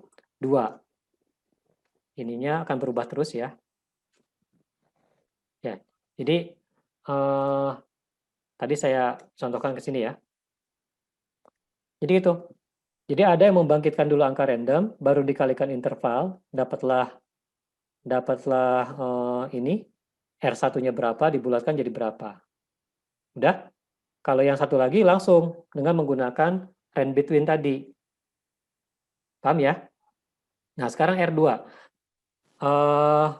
Saya menggunakan yang ini dulu deh, ya. Saya menggunakan yang ini. Sekarang R2-nya. R2 adalah apa tadi? R1 ditambah interval. Ya enggak? Dapatlah 5,38. Kalau dibulatkan 5. R3, nah ini kita main cepat. Teman-teman tinggal tarik ya. Dapat 10. Udah. Ini kalau pengen cepat, perhatikan. Yang dikunci yang mana? Yang dikunci adalah ini. Intervalnya. Kalau itu interval kita kunci dengan memencet F4. Nah, selebihnya tinggal ditarik. Dah. Dah. Nah, sekarang dibulatkan. Dibulatkan. Kalau pengen dibulatkan namanya round up. Round. Ya. Kalau mau ke atas, round up. Kalau mau round aja juga boleh. Ini. Round number digitnya. Digitnya 0. Digitnya. Ya, dibulatkan 9. Kita lihat. Nah, inilah sampel yang terpilihnya. Dicek dulu ya. Ini 2, 5, 9, 12, betul. 15,5 sekian menjadi 16, betul. 19, betul. 22, betul. 25, betul. 29, betul. 32. Oke, dah. Jadi terpilihlah nomor 2, nomor 5, nomor 9, nomor 12, nomor 16. Nah, sekarang prakteknya. Kalau ini kita praktekkan ke daftar mahasiswa 1ST7, sini. Ini kebetulan saya sudah punya daftarnya. Tadi sampel terpilih nomor berapa? Nomor 2 kan? Ya. Ya, Pak. Bold. Ini 1, berarti Fitri Handayani sebagai sampel pertama. Yang berikutnya 5, 9. Nomor 5. Nomor 9. Kemudian siapa lagi? Kelihatan nggak di layar? Nge-freeze kayaknya, Pak. Oh, nge-freeze. Oke. Bentar ya. Harus stop. Dia nggak bisa mobile. Share-nya harus satu-satu. Nah, gini. Kelihatan? 2, 5, 9. Selanjutnya berapa? 12 ya? Ya, Pak. 12 apa 15? 12. 12. Oke, 12. Udah, ini karena pembulatan. Selanjutnya 15. Gitu, dan seterusnya. Sampai 10 orang itu terpilih. Nah, dengan sistem ini, maka sampel terpilih, paket sampel terpilih yang menggunakan angka random di tahap awal ya, terpilihlah nomor 2, dan selanjutnya menggunakan interval, terpilih sampel yang lain, dapatlah kita 10 sampel dari kelas 1ST7. Clear nggak? Clear, Pak. Terima kasih banyak. Oke. Gitu ya, Teresia ya, cara milih systematic sampling. Selanjutnya di bawah Teresia siapa? Yang sudah bertanya lower hand ya, biar nggak muncul di atas. Selanjutnya Izin Arya interupsi, Chandra Pak. Kusuma. Ya, Isna gimana? Untuk penugasan responsinya kita harus bagaimana, Pak? Resume atau bagaimana? Terima kasih, Pak. Karena tugasnya dikumpulkan minggu depan, maka untuk kali ini responsinya lebih ke resume aja ya. Baik, Pak. Terima kasih, Pak. Oke, makasih. Nanti kita beri kesempatan untuk responsi di jam 3.30 ya, untuk merangkum pertemuan kita hari ini. Oke, lanjut. Mas Arya. Ya, permisi Pak. Izin bertanya, saya Arya Chandra Kusuma. Jadi tadi sempat disinggung variabel turunan, itu maksudnya variabel yang bukan kita kumpulkan, tapi gimana ya tadi ya? Ya. Mungkin bisa diberikan contoh kasus. Terima kasih. Oke, variabel turunan ya. Oke.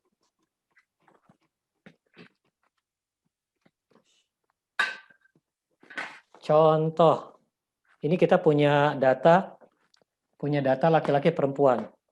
Ya, kita mau membentuk variabel turunan dari variabel jenis kelamin. Kira-kira apa? Ini jenis kelamin. Isinya 1, 2, 2, 1. Ini menunjukkan laki-laki, perempuan, perempuan, laki-laki. Nah, kita bisa membentuk variabel turunan dari jenis kelamin, misalkan rasio jenis kelamin. Itu perbandingan antara laki-laki bagi perempuan.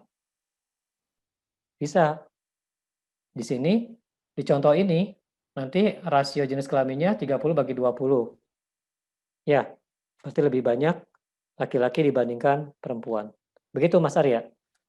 Jadi dalam proses pengolahan, bisa jadi variabel turunan itu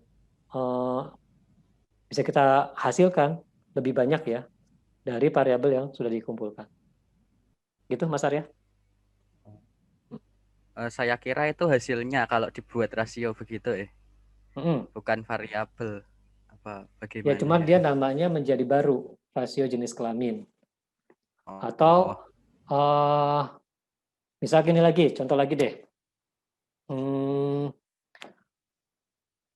Tingkat pendidikan. Ya, tingkat pendidikan. Tingkat pendidikan.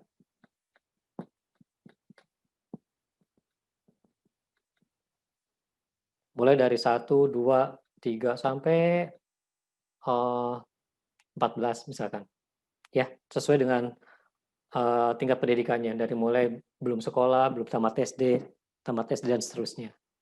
Nah, kira-kira variabel baru apa yang bisa kita turunkan dari tingkat pendidikan? Ya, misalkan di sini ada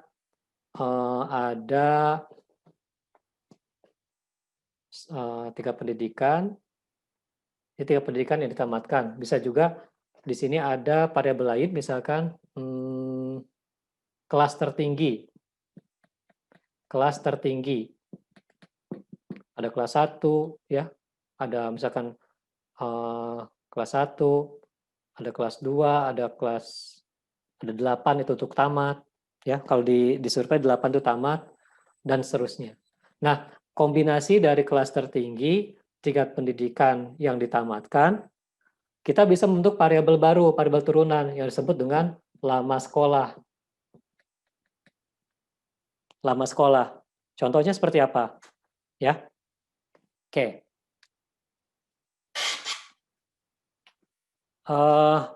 Lama sekolah, kalau dia, misalkan nih contoh ya, kalau dia tamat SD, maka lama sekolahnya berapa tahun? Bisa 6 tahun kan? 6. Ya, bisa 6.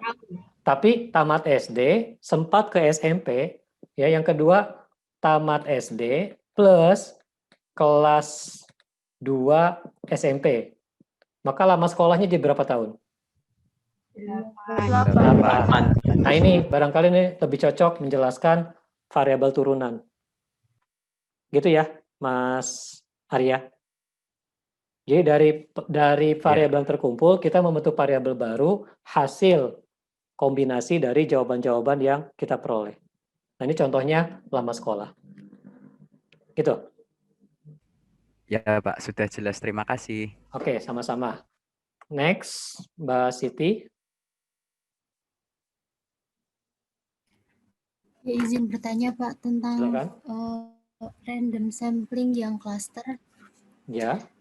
Nah, yang cluster itu kan kelompok yang heterogen ya Pak. J. Nah, untuk buat cluster itu berarti juga di random untuk membuat cluster-cluster. Pembentukan cluster kalau di BPS itu kita sebut dengan blok sensus. Satu blok sensus itu memuat antara 80 sampai 120 rumah tangga. Oke. Jadi cluster ini dari sisi jumlah muatannya dibikin seimbang mungkin supaya unsur keterpilihan klasternya masih memenuhi kaidah randomnya tadi, memiliki kesempatan yang sama gitu ya. Kalaupun kita mempunyai klaster yang ukurannya beda-beda, kita masih bisa menggunakan teknik yang disebut dengan proportional probability to size. Jadi pengambilannya sesuai dengan muatan dari klasternya gitu. Nah, sekarang mengenai cara memilih klasternya seperti apa supaya random, tetap membutuhkan bangkitan angka random atau menggunakan tabel angka random. Ya. Jadi klasternya itu disusun dulu, muatannya ada berapa, kemudian ditentukan kumulatif muatannya, terakhir di tahap akhir memilih sampel pertama menggunakan angka random. Selanjutnya ditambahkan interval, nanti terpilihlah sejumlah klaster untuk dijadikan lokasi penelitiannya. Gitu. Lebih clear-nya contoh klaster random sampling ini, teman-teman nggak ada salahnya juga silakan membuka buku sampling ya kalau mau cari-cari tahu tentang klaster ini. Nanti di penugasan juga teman-teman akan membaca cluster sampling ini. Di multi-stage sampling, di antaranya ada memilih cluster block census. Gitu. Gitu Mbak Siti? Baik Pak, terima kasih. Ya, selanjutnya siapa?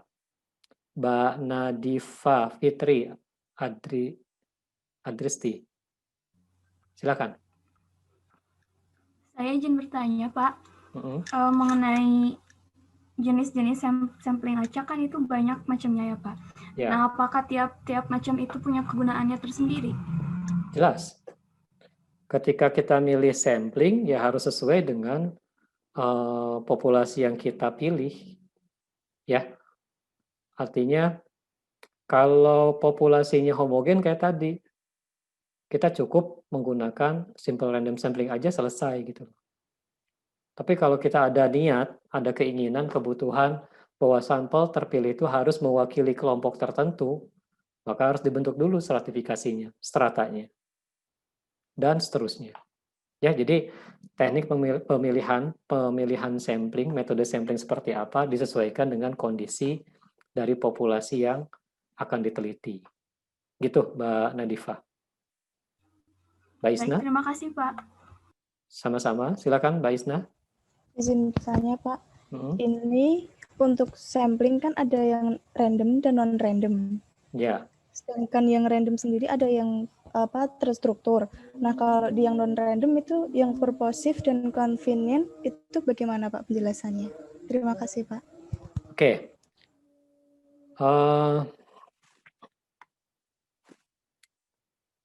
Bentar ya.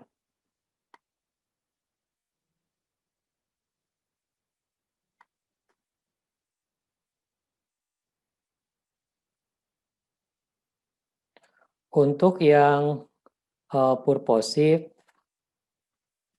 kemudian convenient, intinya teknik pengumpulan datanya itu nggak acak sama sekali. Bisa dibilang dia itu asal ngambil, ya, sembrono, hanya berorientasi pada kemudahan memperoleh objek yang mau diteliti. Jadi karena model pengambilan sampelnya itu nggak acak, bisa asal gitu, yang penting terkumpul sesuai dengan target, maka ini cenderung kesimpulan yang diperoleh dari convenient sampling ini bisa aja bias, tidak bisa mewakili populasi secara keseluruhan. Contoh convenient sampling ini adalah misalkan kita mau mengetahui opini warga kecamatan tertentu ya terkait dengan pelayanan yang disediakan oleh aparat kecamatan. Nah, si petugas pengumpul data karena cuma memikirkan kemudahannya saja, aspek kemudahannya saja, dia pilihlah satu kelurahan sebagai perwakilan. Kemudian warga di kelurahan itu seketemunya diwawancara, kemudian ditanyakan tingkat kepuasan terhadap terhadap layanan masyarakat yang dilakukan di kecamatan itu. Nah, karena pengambilannya sembrono, asal ya, nggak bisa tuh itu menyimpulkan bahwa itu adalah pendapat dari seluruh warga kecamatan yang jadi lokasi penelitian. Gitu. Begitu, Mbak Aisna. Baik, terima kasih, Pak. Ya. Kemudian siapa lagi? Mbak Mita? Mita Febrianti. Izin bertanya, Pak. Yang Ya. di multi-stage sampling itu kan beberapa tahap sampling. Nah, di situ apakah bisa menggunakan yang kelima sampling yang simple random sampling, terus systematic sampling, dan yang lain-lain? Bisa. Yang namanya multi-stage sampling, setiap stage-nya, setiap tahapnya, terserah mau menggunakan teknik yang mana. Bisa kombinasi. Nanti adik-adik semua akan mempelajari bagaimana multi-stage sampling ini digunakan di Susunas. Bukunya sudah saya bagi di Google Classroom. Ya, silakan dibaca. Selanjutnya, Cucu Yusrina dan Nardi. Oke, silakan. Izin bertanya, Pak. Silakan. Saya mau bertanya tentang variabel. Jadi kan variabel itu sesuatu yang bisa berubah. Kemudian tapi di PowerPoint-nya tadi ada contohnya itu variabelnya ada jenis kelamin sama umur.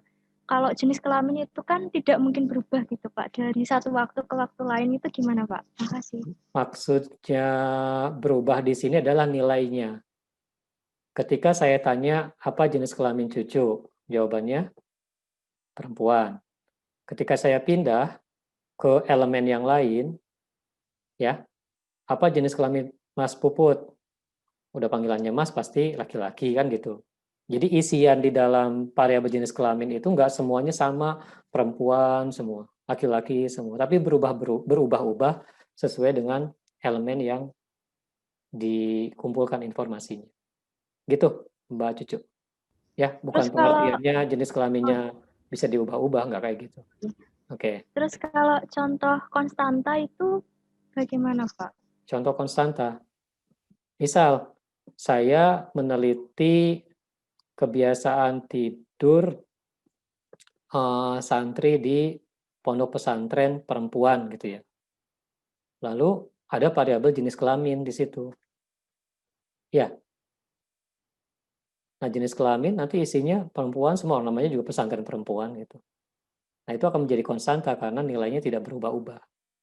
Paham? Ya, itu. Iya, Pak. Terima kasih. Sama-sama.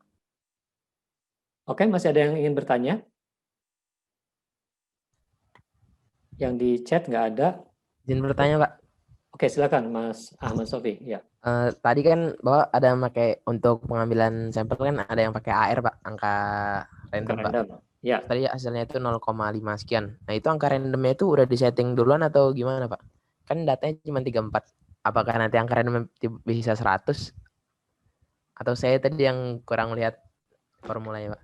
Oke, angka random itu namanya acak. Angka random yang ada di sistem Excel itu dia bersifat uniform antara 0 dan 1. Jadi angkanya paling gede 1, paling kecil 0. Sehingga kalau ini dikalikan dengan interval, nggak akan lebih dari angka intervalnya, karena nilainya antara 0 dan 1.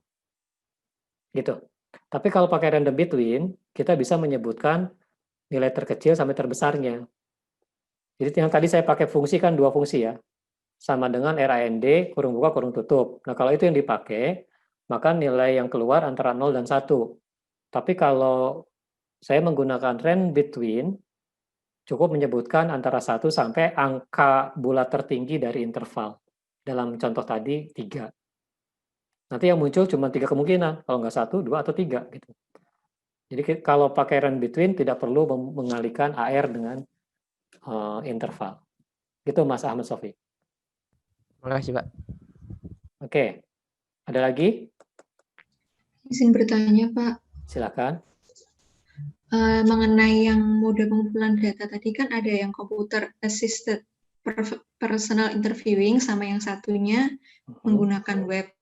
Nah, itu kan keduanya sama-sama menggunakan gadget ya, Pak. Terus itu perbedaan mendasarnya itu apa, hanya melalui pemasangan aplikasi atau antara dua itu ada variabel-variabel yang berbeda gitu Pak dalam inputnya? Kalau web yang KEWI itu memang disediakan dalam bentuk web, cuma aksesnya bisa lewat gadget, bisa dalam bentuk dari laptop, bisa dari komputer, persis kayak kita mengisi sensus penduduk online. Nah, itu contoh dari KEWI. Oke. Nah, ketika pertanyaan itu dibentuk dalam bentuk aplikasi khusus, tidak berbasis web, misalkan gitu ya, dalam bentuk aplikasi yang di-install ke gadget, nah itu baru CAPI, Computer Assisted Personal Interviewing. Jadi jelas pembedanya di situ antara web atau bukan web. Gitu, Mbak Afidita? Ya Pak, jadi pembedanya cuma hanya di aplikasi itu ya Pak? Hanya di aplikasinya, iya, betul. Ya, makasih Pak. Sama-sama. Saya izin bertanya Pak. Silakan. Mengenai skala pengukuran, tadi saya lihat di PowerPoint-nya itu, ya, yang di chart itu kalau nggak salah ukuran baju itu masuknya ke interval. Ya. Tapi di yang tabel itu masuknya ke ordinal, Pak. Jadi itu bagaimana? Tabel yang mana? Yang setelah chartnya ada tabel tentang skala pengukuran itu. Di chart, di sini ya. Oke, saya munculkan dulu, biar sama-sama lihat.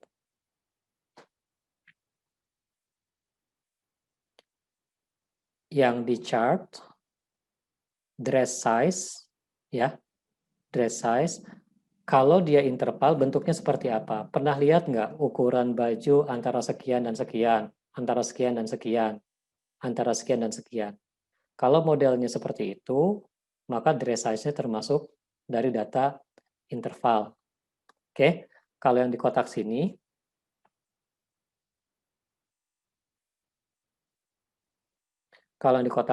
yang mana? Kalau ukuran bajunya dalam bentuk small, medium, large, ya di sini bentuknya ordinal karena dia tidak ditunjukkan dengan angka tertentu. Jadi ketika teman-teman menentukan skala pengukuran harus diperjelas nilai dari variabel yang dicantumkan. Misalkan ya, ukuran baju ditanyakan skala pengukurannya apa. Teman-teman boleh jawab ordinal, boleh jawab interval, tapi kasih penjelasan.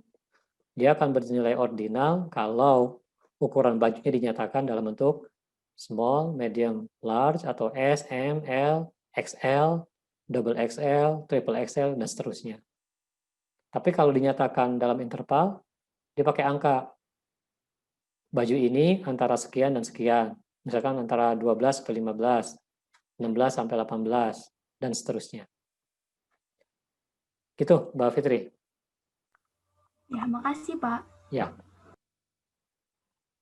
Jadi nanti kalau teman-teman ditanyakan variabel skala pengukurannya apa, kalau memang belum dijelaskan secara spesifik bentuk nilainya, silakan menjawab sesuai dengan pengetahuan teman-teman, tapi dikasih penjelasan. Saya menyatakan variabel pendapatan adalah interval ketika pendapatannya dinyatakan dalam bentuk interval-interval tertentu. Tapi saya nyatakan dia sebagai rasio karena yang diambil adalah nilai pendapatan aslinya gitu. Boleh seperti itu. Ya. Oke. Nah, kalau sudah tidak ada yang bertanya, di sisa waktu 30 menit ini silakan membuat rangkuman, difoto, kemudian diupload sebagai bentuk responsi. Kemudian ada tugas, tugasnya hanya 10 soal. Kalau sudah menyelesaikan rangkuman, silakan lanjutkan dengan tugas. Tugasnya walaupun di situ dibilang dikumpulkan hari Selasa jam 12 malam paling lambat, kalau bisa lebih awal, dikumpulkannya lebih baik. Gitu ya. Untuk nilai tugas yang minggu lalu sudah saya upload juga. Silakan dilihat-lihat. Oke, teman-teman silahkan membuat resume. Saya sambil istirahat. Silakan. Masalah yang di Gcek tadi saya kalau nggak salah nengok ada tugas yang angka-angka ya Pak, kayak data gitu Pak. Itu Ya, datanya juga udah saya upload Mas di dalam bentuk Excel, silakan. Ngolahnya terserah mau manual silakan, mau menggunakan Excel silakan. Ya. Jadi silakan, saya memberi kebebasan seluas-luasnya ke teman-teman dalam menyelesaikan tugas-tugas yang diberikan.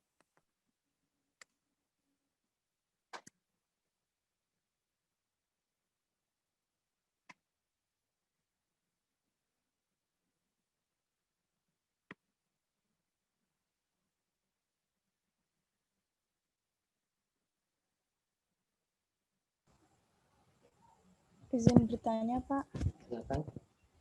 Untuk macam penugasannya apa saja ya, Pak? Karena di Google Classroom baru adanya yang worksheet tugas pertemuan, yang Excel.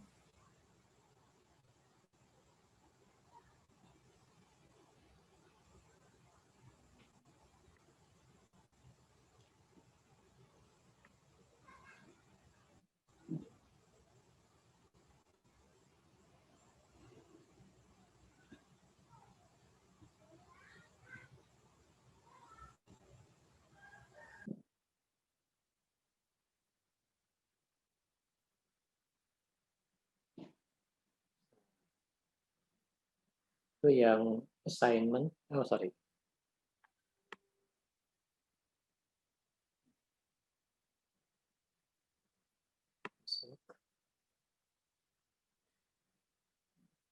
Oh, tugas pertemuan 2-nya mulai aktif jam 4 sore nanti. Setelah pertemuan ini.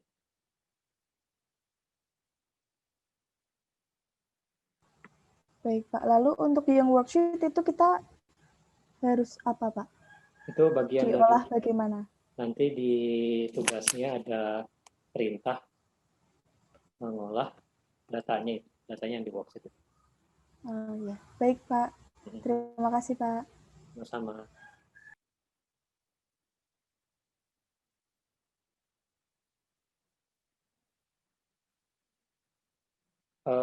Sudah selesai itunya, apa responsinya?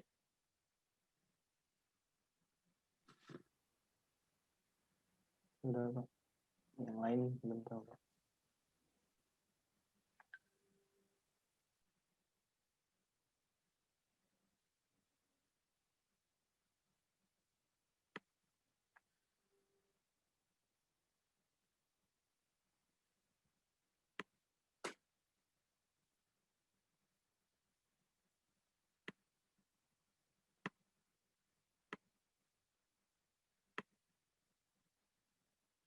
Oke, untuk tugasnya Pak tunjukin dulu ya.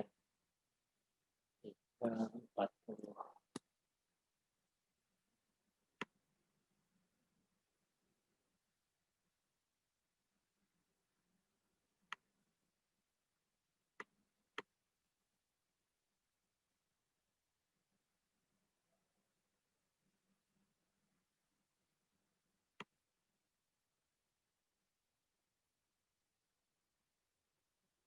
Saya majukan di 345, jadi sudah bisa dilihat. 1 menit lagi.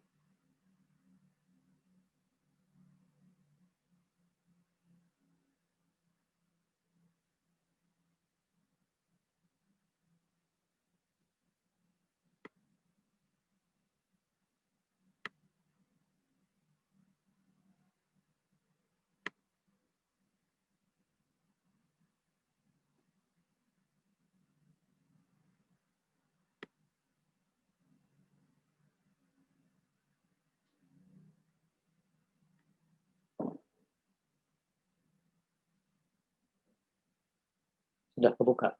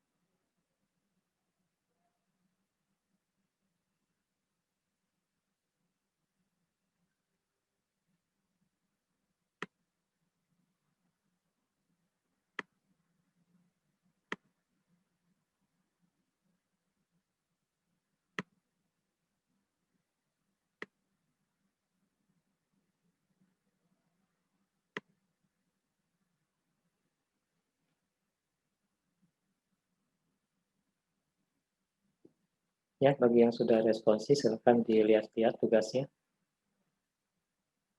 Kalau mau isi sekarang ya silakan.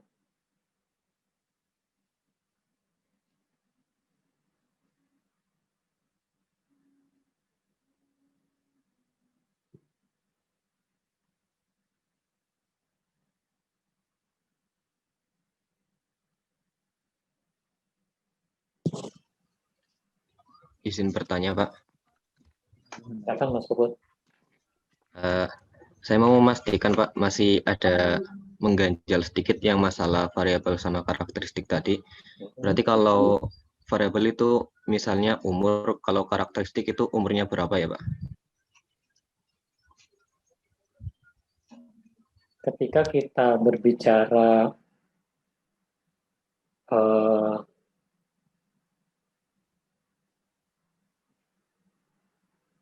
variabel, nanti kaitannya dengan nilai dari setiap elemen di variabel itu. Nah, kita bicara karakteristik, kita sudah lebih jauh bicara variabelnya. Misalkan tadi variabelnya umur. Nah, karakteristik menurut umur, kita bisa bercerita tentang apakah umur di satu wilayah itu tergolong muda, tergolong tua, atau tergolong intermediate, gitu ya. Jadi kita bicara sifatnya. Sifat, kita menginformasikan sifat dari aspek umur dari populasi yang kita teliti. Itu kita berbicara karakteristik. Tapi kalau variabel itu dia wadah atau tempat meletakkan nilai-nilai dari setiap elemen yang kita ukur. Ya, jadi misalkan variabel umur. Saya umur 42, Mas Puput umurnya berapa? 18 tahun, Pak. 18. Kemudian Mbak Isna ada 17 atau 18, Mbak Isna? 18 tahun, Pak. 18. Jadi ketika kita mengisi nilai dari variabel untuk saya sebagai elemen, ya sebagai individu, saya 42, Mas Puput 18, Mbak Isna 18, dan seterusnya. Jadi boleh dikatakan variabel itu sebagai tempat meletakkan nilai-nilai dari setiap individu atau unit yang kita teliti. Variabel. Ketika kita bicara karakteristik, kita sudah berbicara gambaran umum dari populasi yang kita teliti, dari kalau kita bicara dari umurnya seperti apa ciri-ciri populasi yang akan kita beritakan. Itu karakteristik. Makanya di penjelasannya Pak Haji Supranto, karakteristik itu dijelaskan sifat atau ciri-ciri yang melekat pada elemen. Itulah karakteristik. Oh, baik, Pak. Terima kasih, Pak. Ya. Monggo dibaca aja buku referensinya, Mas Puput, supaya lebih clear karakteristik. Baik, Pak. Nanti di buku yang lain, populasi itu disebut statistical population. Jadi nggak usah bingung, itu istilah-istilah yang dipakai oleh penulis mengenai diksi statistik. Pak, izin bertanya. Silakan, siapa? Itu kan saya buka yang GFrom yang ada di Google Classroom, itu di atasnya ada tulisan waktu pengerjaan 45 menit. Itu maksudnya apa ya, Pak? Yang Google Form. Google Form. Yang soal 10 Yang soal ya? itu. Soalnya, kita buka ya.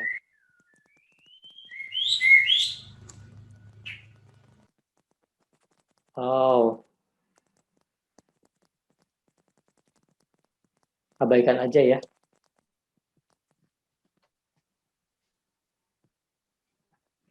Oh, iya Pak, makasih Pak. Kan saya nggak ngetik ini ya. Nggak ngetik waktu pengerjaan 45 menit. Atau saya lupa. Diabaikan aja. Saya ubah. Makasih. Pak, izin bertanya, Pak. Silakan. Di judulnya bacanya boleh silahkan kerja kelompok, maksudnya gimana? Itu tugas individu kan? Kalau mau sambil berdiskusi silakan. Karena ini kan soalnya soal terbuka. Silakan sambil berdiskusi, misalkan ketika ngolah data mau pakai apa, monggo. Kalau mau kerja sendiri juga nggak apa-apa. Tapi yang penting jangan nyontek dalam arti menyalin. Misalkan Mas Puput sudah selesai diminta hasilnya oleh yang lain itu. Kalau itu nggak boleh, jangan. Ya, jadi makna diskusi ini adalah kita mendiskusikan satu kasus, kemudian jawabannya sih masing-masing. Itu tidak harus sama. Bisa dipahami nggak? Jadi ya, Pak. Ini kita bukan sedang bekerja individu. Boleh teman-teman kalau mau, misalkan ada soal nomor 1 sampai 3, diketahui populasi mahasiswa di kelas 1 ST7 ingin mengetahui berapa total pengeluaran mahasiswa untuk kebutuhan entertainment-nya. Populasinya yang mana? Kan bisa aja didiskusikan ini populasi apanya nih, mahasiswanya atau namanya atau apanya gitu. Silakan aja. Jadi lebih sifatnya untuk menggali sudut pandang yang sesuai dengan pertanyaan yang diberikan. Itu. Ya, makasih masukannya sudah saya betulkan. Oke, lanjut.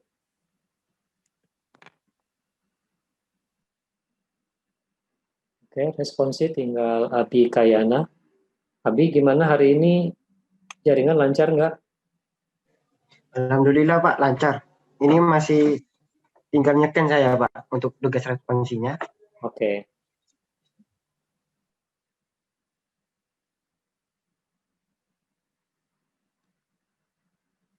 Ya, alhamdulillah adik sekalian kita bisa menyelesaikan pertemuan kedua dari materi tentang pengumpulan data dan pengolahan data.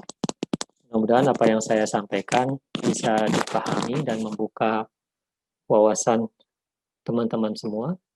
Ingat di awal pertemuan saya sampaikan bahwa proses belajar kita harus bisa mengantarkan pada pendayagunaan daya pikir kita, gitu ya. Jadi saya tidak berharap teman-teman semua hanya mengandalkan slide yang kami bagikan, tapi galilah informasi pengetahuan sebanyak mungkin dari buku-buku referensi yang sudah kami bagikan, ya. Itu di buku, kalau belum ada buku Pak J. Suprapto nggak apa-apa, baca aja buku diktatnya, lengkapi dengan buku referensi yang sudah saya bagikan di minggu lalu. Itu di dalamnya bagus-bagus isinya, ada yang bercerita tentang pemanfaatan statistik di politik, di kesehatan, kemudian ada juga kisah atau cerita tentang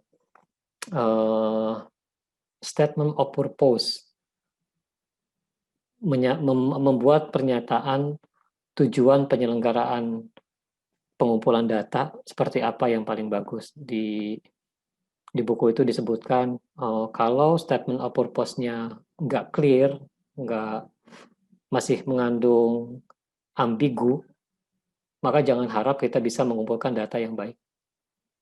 Itu bagus banget tuh statement-nya. Bahwa pengumpulan data harus diawali dengan statement of purpose yang clear dan tidak ambigu. Di situ disebutnya seperti itu. Nah, di sana diberikan contoh-contoh, tujuan pengumpulan data yang nggak clear itu seperti apa, yang clear itu seperti apa. Silakan teman-teman baca. Mudah-mudahan ini menjadi langkah awal kita memahami statistik secara baik gitu. Barangkali itu yang bisa saya sampaikan.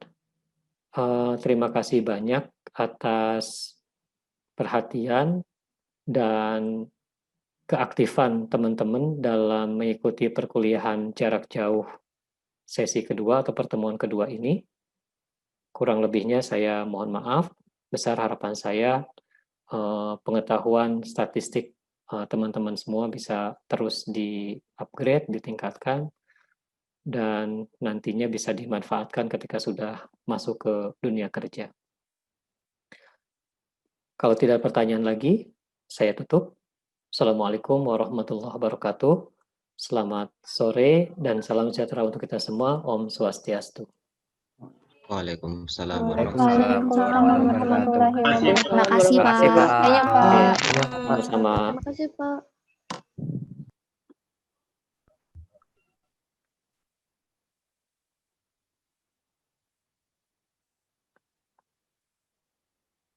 Oke, kalau teman-teman mau mulai live silakan.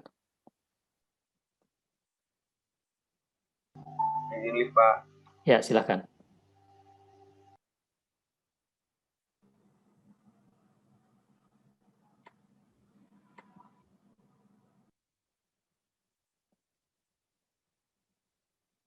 Oke.